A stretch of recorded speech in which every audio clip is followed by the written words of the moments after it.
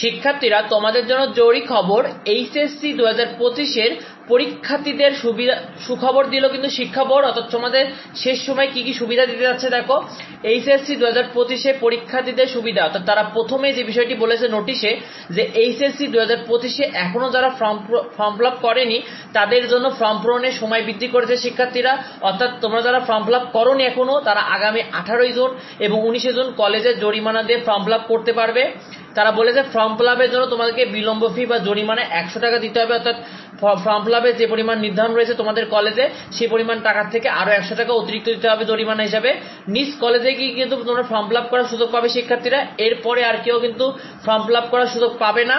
আরেকটি বিষয় তোমাদের জানিয়ে দিয়েছে, এই বিষয়টি তারা সংশোধন করেছে, সেটা হলো ক্যালকুলেটর বিষয় নিয়ে। দেখো শিক্ষার্থীরা, তারা বলেছে সায়েন্টিফিক নন প্রোগ্রামেবল ক্যালকুলেটর ব্যবহার করতে দেবে। সেই সাথে তোমাদের কিন্তু 60টি মডেল তারা নির্ধারণ করে দিয়েছে। এর আগে কিন্তু খালি 100 mAh এর ক্যালকুলেটর এবং সাধারণ ক্যালকুলেটর ব্যবহার করতে দিত। এখন কিন্তু তারা বলেছে 100 mAh, 991 mAh, 570 mAh সহ 60টি মডেলের ক্যালকুলেটর ব্যবহার করতে পারবে। এটা তোমরা কিন্তু এটি বাড়তি সুবিধা পাচ্ছ শিক্ষার্থীরা। আরেকটি বিষয় তোমাদেরকে বলে দিই, সেটা হলো এইচএসসি 2025-এ তোমাদের পরীক্ষার প্রশ্ন ইতিমধ্যে কিন্তু এইচএসসি 2025-এ পরীক্ষার প্রশ্ন তারা পাঠিয়ে দিয়েছে শিক্ষা বোর্ড। অর্থাৎ উপজেলায় পর্যায়ে প্রশ্নগুলো পৌঁছে গেছে। তোমরা একটি কাজ করবে, বিগত বছরগুলো অর্থাৎ তোমাদের 2023 সালে যে বোর্ডগুলো রয়েছে এইচএসসি পরীক্ষার, সেই বোর্ডগুলো অবশ্যই বেশি গুরুত্ব দিয়ে পড়তে হবে, কারণ সব থেকে বেশি কমন কিন্তু 2023 সালের প্রশ্ন থেকেই পাওয়া যাবে। কারণ তোমরা জানো 2024 সালে কিন্তু সব পরীক্ষা হয়নি, সুতরাং 2023 সালের প্রশ্ন থেকে তোমরা সব থেকে বেশি কমন পাবে ইনশাল্লাহ।